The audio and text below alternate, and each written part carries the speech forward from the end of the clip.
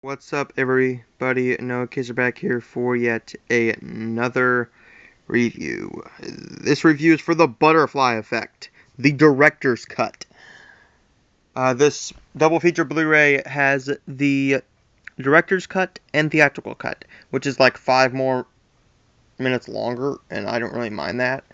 But this is all about Ashton Kutcher's character, who basically just has this hard time struggling to get over all these disturbing memories,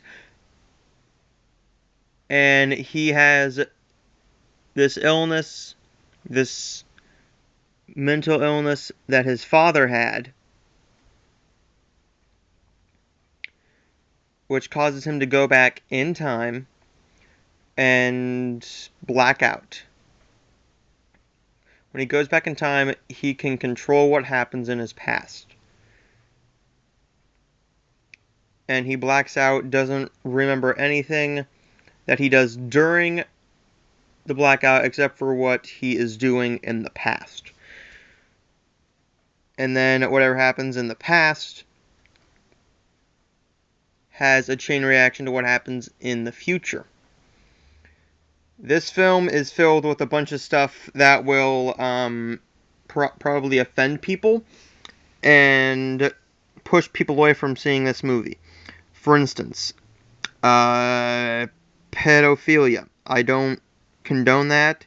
I think if you're a pedophile and if you do what this guy does to these two kids, or he doesn't really do anything to them, he makes them do something, then I think you should be stripped naked, taken into jail, and have a chainsaw turned on and rammed right up your ass.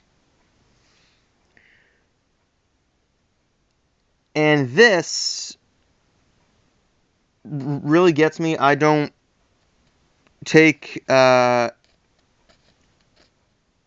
really anything except niceness towards animals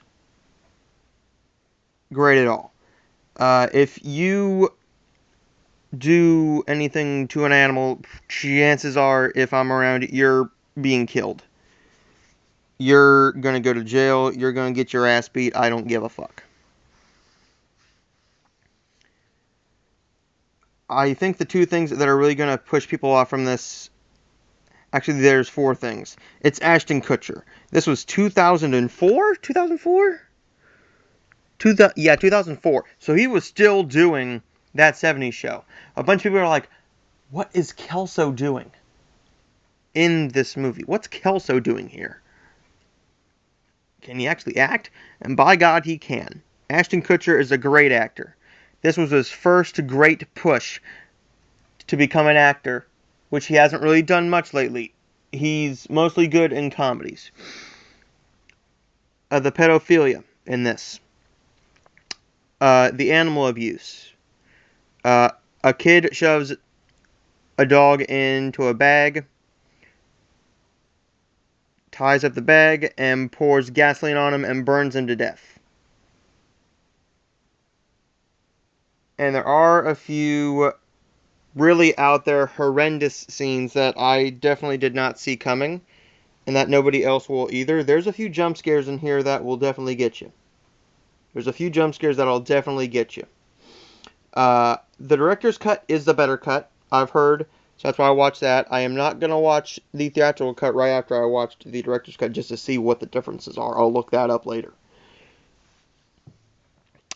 Amy Smart is in this movie as well as the girl in this movie named Kaylee.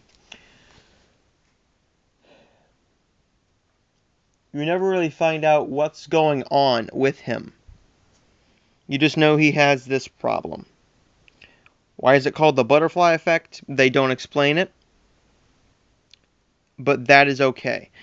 It's a movie that I would recommend you see if you are interested, like I was interested, but find a good copy of it. Find the director's cut.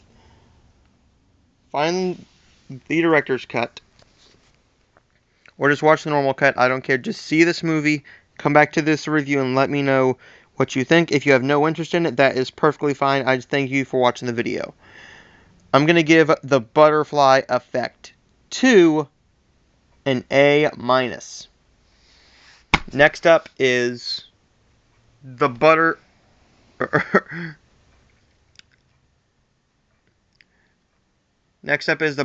Effect 2. The Butterfly Effect 2. Let's see how long this movie is.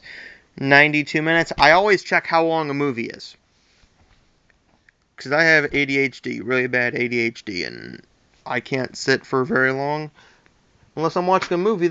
Then I'm like, oh, I can watch this, no damn problem. An hour 23 for this movie is all it is. An hour 22:58. This will be the last review for today, as far as I know. I could have a couple more. I know I'm really behind on uploading.